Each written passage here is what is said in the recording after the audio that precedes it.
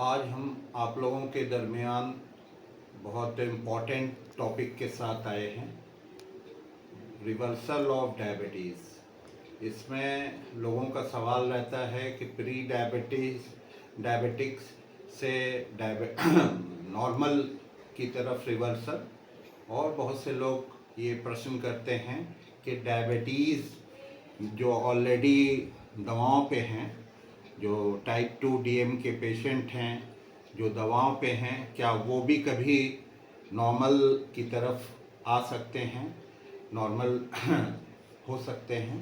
तो ये उन लोगों का सवाल रहता है, तो उसको आज मैं क्लियर करने की कोशिश किया हूँ।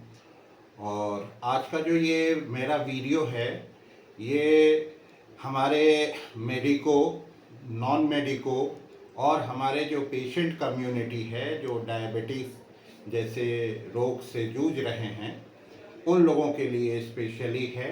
और उन लोगों से एक अनुरोध भी है कि हमारे चैनल को लाइक और सब्सक्राइब ज़रूर करें।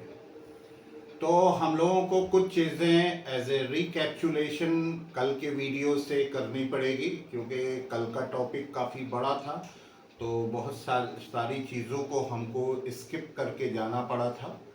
तो आज जो मैं आप लोगों के सामने सबसे पहले जो चीज़ रखना चाहता हूँ कि हम लोग डायबिटीज़ का सिम्टम्स कैसे जाने। मान लीजिए किसी के पास समर्थ नहीं है कि वो जांच कराएं, या जांच कराने की भी समर्थ नहीं है, तो वो लोग कैसे समझे कि वो डायबिटिक हैं या नहीं हैं। तो उसको हम लोग सिम्टम्स कहते हैं, जिसको लक्षण कहते हैं डायबिटीज़ के। तो जो सबसे पहला लक्षण डायबिटीज़ के रोगियों में होता है कि उनको पॉलीयूरिया पॉलीडिप्सिया होती है, यानी प्यास बहुत ज़्यादा लगती है और उनको यूरिन बहुत ज़्यादा पास होता है। तीसरा जो सिम्टम्स इसमें होता है कि आदमी को भूख बहुत ज़्यादा लगती है, ठीक है। चौथा जो सिम्टम होता है वो ये होता है कि आपको थकान महसूस होती है, ठीक है, आपकी एफिशिएंसी में कमी आने लगती है, ठीक है। तो और पांचवा ये लक्षण होता है कि आदमी का वेट लॉस होता है, लोग जो है उसमें वज़न कम होता है, ठीक है।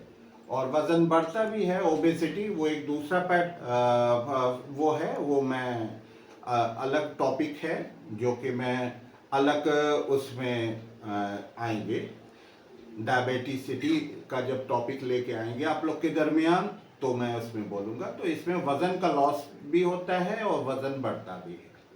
और जो छठा सातवां लक्षण जो इसमें पाया जाता है वो ये होता है कि इसमें घाव कोई होता है तो वो जल्दी भरता नहीं है, ठीक है। और उसके बाद आपको कल कॉम्प्लिकेशंस के बारे में डायबिटीज़ के तो बताया था, विंडो पीरियड बताया था, और सारी चीज़ें हमने आपको बता दिया था कि जो कॉम्प्लिकेशंस का जो फेज़ होता है वो एक दो दिन में आने वाली चीज़ें नहीं हैं। उसको हनीमून फेज़ के बारे में भी बात किया था हमने, और ये कहा था कम से कम 8 से 10 साल लग जाते हैं। तो आज जो हम लोग बात करेंगे वो रिवर्सल ऑफ डायबिटीज़ में। तो सबसे पहले हम लोग ये बात करते हैं कि जो प्री डायबिटिक हैं वो डायबिटिक ना हो, उसके लिए हम लोग क्या कर सकते हैं। तो उसमें जो पहली चीज़ होता है जो आपको समझना होगा, कल मैंने आपको आईडीडीएम और डायबिटीज़ मेलाइटस के जो दो होते हैं, टाइप 1 टाइप 2 और आईडीडीएम के बारे में आपसे बात की थी। तो उसका जो इंसुलिन डिपेंडेंट डायबिटीज़ मेलाइटस, उसमें क्या होता है कि 20 साल से कम उम्र के लोगों में ये पाई जाती है, छोटे छोटे बच्चों में। हमें तो एक 5.5 साल का बच्चा भी मिला था जिसको आईडीडीएम था। तो जो आईडीडीएम होता है ये सबसे कम पाया जाता है। हमने आपसे कल डिस्कस भी किया था कि पूरे ऑल ओवर इंडिया में 10 करोड़ के अंदर आपको उसमें 40-50 लाख भारत में आईडीडीएम के पेशेंट हैं। तो इसका कारण क्या होता है? इसका कारण मैंने आपसे कल टच किया था कि इसमें स्ट्रॉन्ग फैमिली हिस्ट्री होनी चाहिए, कि अगर आपके परिवार में, घर में किसी को है तो वो लोग हाईली प्रोन होते हैं, उनको आईडीडीएम हो सकता है, इंसुलिन डिपेंडेंट डायबिटीज मेलाइटस हो सकता है, और कुछ उसमें इम्यूनोलॉजिकल फैक्टर्स होते हैं, उसके कारण से ये डायबिटीज हो जाती है। तीसरा जो इसमें स्ट्रॉन्ग होता है वो है इडियोपैथिक। इडियोपैथिक हम लोग उसमें बोल रहे हैं जिसमें अभी भी जो है साइंटिस्ट डॉक्टर्स इस पे रिसर्च कर रहे हैं कि उस कारण का पता नहीं, उसको हम लोग इडियोपैथिक कह रहे हैं, उस पे काम अभी भी जारी है। दूसरा जो हमने आपको बताया था टाइप 2 डायबिटीज, जिसको हम लोग एडल्ट डायबिटीज भी बोलते हैं, इसमें जो आपसे हमने उस दिन बातें की थी, तो ज़्यादातर जो टाइप 2 डायबिटिक होते हैं उनमें ये रिवर्सल संभव है, ठीक है। और टाइप 1 में रिवर्सल बिल्कुल नहीं होता, क्योंकि इसमें क्या होता है कि बीटा सेल जो हैं, जो पैनक्रियास में बीटा सेल होते हैं जिससे इंसुलिन सिक्रीट होता है, वो नष्ट हो जाते हैं, और उसके कारण से इसमें इंसुलिन बिल्कुल ही नहीं बनती। तो उसका जो इलाज भी है, उसमें कोई दवा वगैरह नहीं दी जाती, उसमें केवल मात्र इंसुलिन ही उसका इलाज होता है, क्योंकि वो बिल्कुल सिक्रीट नहीं होती। और टाइप 2 डायबिटीज में क्या होता है कि इंसुलिन को जितनी सिक्रीट होना चाहिए बीटा सेल से, उससे कम सिक्रीट होती है या बहुत ज़्यादा सिक्रीट होती है। अगर कम सिक्रीट होती है तो वो उसके अलग अलग कॉम्प्लिकेशन होते हैं, और अगर ज़्यादा इंसुलिन सिक्रीट होती है, नॉर्मल लेवल से ज़्यादा सिक्रीट होती है, तो जिस टॉपिक को मैं कहा कि अब अगले वीडियो में मैं डायबिटिसिटी उसमें होती है या ओबेस डायबिटीज उससे उत्पन्न होते हैं।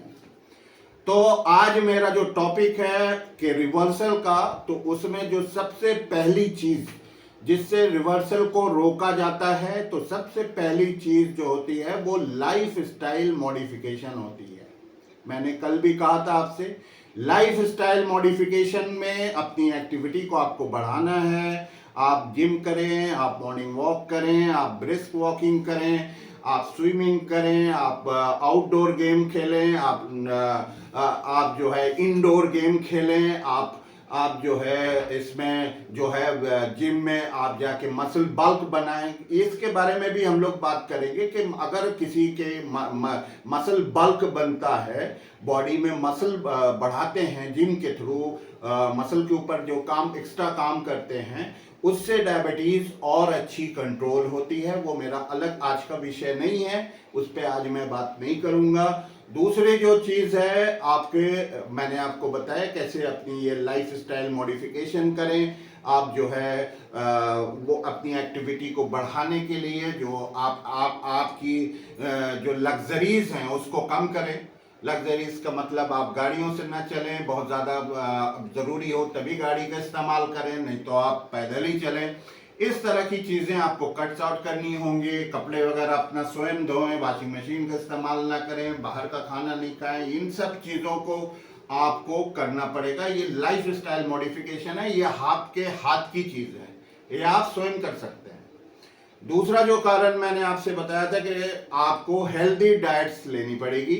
हेल्दी डाइट के बारे में कल हमने बहुत डिटेल में डिस्कशन आपसे कर दिया, और उन हेल्दी डाइट्स के अंदर मैंने बताया था कि हमारी जो बैलेंस डाइट होती है उसमें कार्बोहाइड्रेट की मात्रा 60% होनी चाहिए, प्रोटीन 20%, और आपके जो उसमें कार्बोहाइड्रेट और फैट भी आपको ज़रूरी होता है। क्यों 20%? क्योंकि उसमें आपके जो डायबिटिक होते हैं, डायबिटिक की स्किन जो है वो लैक्स हो जाती है, जिसके वजह से शरीर में झुर्रियाँ वगैरह पड़ती हैं, तो आपको फैट का भी इस्तेमाल करना पड़ता है।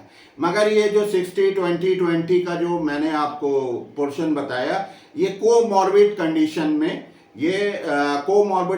में ये चेंज हो जाता है। अब हम अगर कोई डायबिटिक सीकेडी का पेशेंट है तो उसको मैं 20% प्रोटीन नहीं देने जाऊंगा, ठीक है। तो मेरा इससे मतलब नहीं है, जो जनरल पेशेंट है डायबिटिक हैं उनको मीन करके मैं कह रहा हूं कि वहां पे 60% आप कार्बोहाइड्रेट, 20% प्रोटीन और 20% फैट, एक्सेप्ट कोमॉर्बिड कंडीशन। तो इसको टेकिंग फॉर ग्रांटेड आप ना लें। तीसरी जो चीज़ मैं आपको बताऊंगा डाइट की कंपोजिशन, क्योंकि मैंने कल आपसे एक डिराइव डेफिनेशन भी बताया था मैंने आपको कि diabetes is a disease of calories, not only sugar. तो इसी स्टेटमेंट को अगर आप ध्यान में रखें कि बहुत से लोग ये सवाल करते हैं कि चावल जो है वो ज़्यादा खाना चाहिए कि नहीं खाना चाहिए डायबिटीज़ लोगों को, तो उसमें मैंने आपसे बताया था कि जो चावल है उसका ग्लाइसेमिक इंडेक्स बहुत ज़्यादा होता है। ग्लाइसेमिक इंडेक्स उस चीज़ को कहते हैं हम कि वो बॉडी में बहुत तेज़ी से आपके ग्लूकोज में कन्वर्ट करता है, तो उसको हम लोग ग्लाइसेमिक इंडेक्स बोलते हैं। चावल का ग्लाइसेमिक इंडेक्स बहुत ज़्यादा है। उसका ये मतलब नहीं होता कि आप बिल्कुल चावल ना खाएं, आप थोड़ा बहुत चावल भी ले सकते हैं अपनी डाइट में। दूसरी चीज़, आपकी डाइट में फाइबर रिच डाइट भी आपकी होनी चाहिए, और आप फाइबर में ग्रीन लीफी वेजिटेबल्स वगैरह लें, सैलड्स लें, ये सारी चीज़ें लें। मैंने आपको फ्रूट्स के सेवन के लिए बताया था, जिसमें हमने बताया था कि आपका जो तरबूज होता है, तरबूज में का जो कैलोरिक वैल्यू है वो बहुत कम होती है, तो आप उसको ले सकते हैं। दूसरी चीज़ ये कि फास्ट फूड का सेवन एकदम बिल्कुल आपको बंद करना पड़ेगा। आप फास्ट फूड में आप जैसे बर्गर वगैरह ये सब है, चाइनीज़ है, चाउमीन है, और ये सारी चीज़ें आप बिल्कुल इसको तय करना, क्योंकि मैदा आपको मैंने बताया था कि सारी जितनी सफ़ेद चीज़ें हैं, ठीक है, चाहे वो चावल हो, चीनी हो, मैदा हो, आटा हो, डेयरी प्रोडक्ट्स हो, ये सब आपको अवॉइड करनी पड़ेगी। तो ये हो गया आपका डाइटरी रिस्ट्रिक्शन। फूड आपको फ्रूट्स में मैंने 6 फल बताए थे, सेब, नाशपाती, अनानास, पपीता, अमरूद। साइट्रस फ्रूट भी आप कुछ ले सकते हैं जिसमें विटामिन सी भी आपकी बॉडी में जाएगा, वो भी आप नींबू पानी वगैरह ले सकते हैं, मगर उसमें शुगर डाल के नहीं, बिल्कुल। तीसरी जो चीज़ मैंने आपको बताई थी वो है स्ट्रेस। स्ट्रेस आजकल बच्चों में भी है, जवानों में भी है, बूढ़ों में भी है। तो स्ट्रेस का जो है ये इसकी भी आप कोशिश प्रयास कर सकते हैं स्ट्रेस फ्री लाइफ के लिए। उसके लिए आपको अपने को इंगेज करना पड़ेगा, चाहे वो आप म्यूज़िक थेरेपी लें, चाहे वो आप लिसनिंग म्यूज़िक सुने, या आप कोई अपनी हॉबी डेवलप करें, जैसे गार्डनिंग वगैरह करते हैं, योगा करें, आप तीसरी चीज़ मेडिटेशन करें। और मेडिटेशन भी किसी भी चीज़ का, एनी कास्ट एंड क्रीड का कोई उसमें वो नहीं है। मेडिटेशन आप बैठ जाएं 20-25 मिनट, आपको अगर चिड़ियों की आवाज़ सुनी रखती है, किसी आस पास आप उसमें चले जाएं जहाँ चिड़ियाँ आपको मिले, उसकी आवाज़ सुने। किसी को पानी के बहाव की आवाज़ अच्छी लगती है तो वहाँ जाके बैठ जाएं 20 मिनट। किसी को ऐसा होता है कि आप जो है आपको इंस्ट्रूमेंटल या नॉन इंस्ट्रूमेंटल म्यूज़िक पसंद है तो वो सुने, उसका ध्यान करें। तो मेडिटेशन का ये मतलब नहीं है कि आप बैठ के मतलब घंटों पे घंटा आप वो कर रहे हैं, ऐसा कुछ नहीं। 10 से 20 मिनट आप मेडिटेशन करें, योगा करें, ये सारी चीज़ें करें। गार्डनिंग में इंटरेस्ट है तो गार्डनिंग करें। इस तरह की चीज़ों से ये चीज़ें रिवर्स हो सकती हैं प्री डायबिटिक से। अब जो आप लोगों का सवाल था, क्या डायबिटीज़ भी कभी रिवर्स होती है? हाँ, बहुत कम है, मगर जिनके अंदर जुनून होता है, जो इस तरह से जुनून है, जो क्योंकि मैंने आपसे बताया था कि विंडो पीरियड कॉम्प्लिकेशन का बहुत हाई होता है, 10 से 15 साल होता है। किसी को अगर दवा चल रही है और उसके बाद भी वो उसमें ज़्यादा कैलोरी बर्न कर रहा है, जिम जा रहा है, मसल बल्क बना रहा है, और दूसरे डाइट का भी कंट्रोल किए है, स्ट्रेस भी कंट्रोल किए है, तो अनडाउटेडली जो पेशेंट इंसुलिन पे हैं या जो ओरल हाइपोग्लाइसेमिक ड्रग्स पे हैं, तो वो उनकी बंद हो सकती है। ऐसे केसेस देखे गए हैं। ये आप लोगों के लिए बहुत खुशी की बात है कि जो डायबिटीज़ हैं, ऑलरेडी ट्रीटमेंट ले रहे हैं, जिनकी डायबिटीज़ बहुत ज़्यादा प्रोग्रेस नहीं हुई है, कॉम्प्लिकेटिव स्टेज में नहीं गए हैं, वो लोग भी बैक हो सकते हैं। नमस्कार।